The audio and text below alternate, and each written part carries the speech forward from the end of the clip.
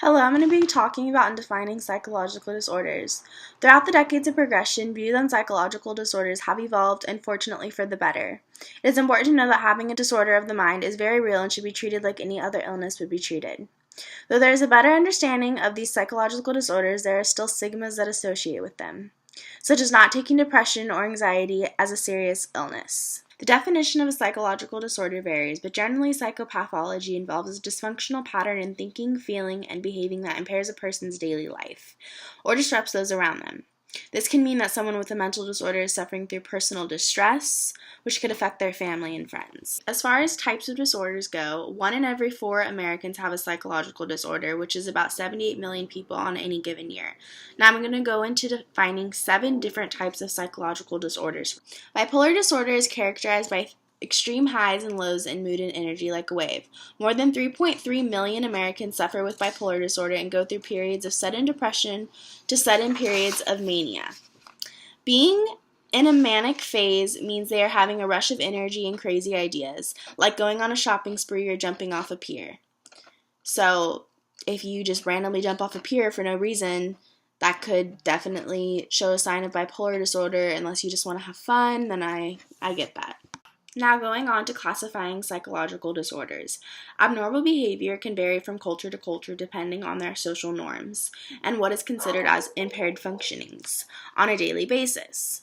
The DSM-V is mainly used to diagnose psychological disorders. The DSM has over 300 types of categories, and patients with close approximations to the prototype of a certain category are said to have that disorder. However, though this system may be useful, it is not perfectly accurate, as not all people can fit into one category, and so cultural norms are not taken into account. Anxiety disorders are one of the more common types, affecting 57 million Americans. This can be a generalized anxiety disorder which does not have a specific cause or a phobia, which is when someone has an extreme fear over something specific. So acrophobia, an example would be like being up on the 20th floor on the skyscraper and being really scared or having a sudden panic attack. Those who get sudden panic attacks could have a panic disorder, and this could overlap with other anxiety disorders like OCD. OCD is when someone repeats the same action, like cleaning to calm themselves down, or they have to have everything be in perfect order. So for me, I know that if my notes don't look like a certain way or they're not as neat as I would like them to, I will completely, no matter how far I am, disregard those notes and start all over again. Or some people, they could see this orange and they could see that, oh, it has a crack in it. So right here, it has a crack in it. Oh, I'm just going to throw that away. A mood disorder is when someone's mood negatively impacts their cognitive processes and productivity.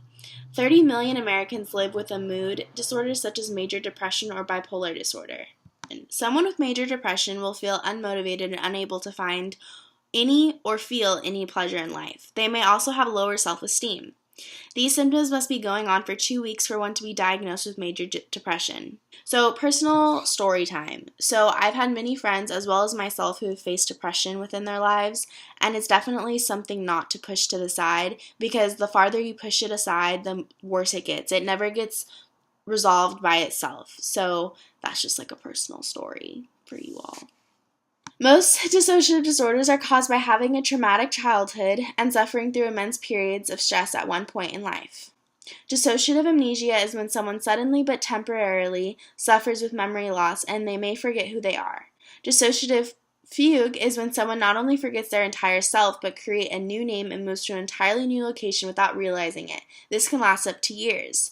There are about 3 million Americans who suffer from schizophrenia, a serious disorder that can vary in symptoms. These can go from delusions, hallucinations, and loss of contact with reality to disorganized speech, inappropriate emotions, and social withdrawal. Now, the last one I'm going to be talking about are personality disorders.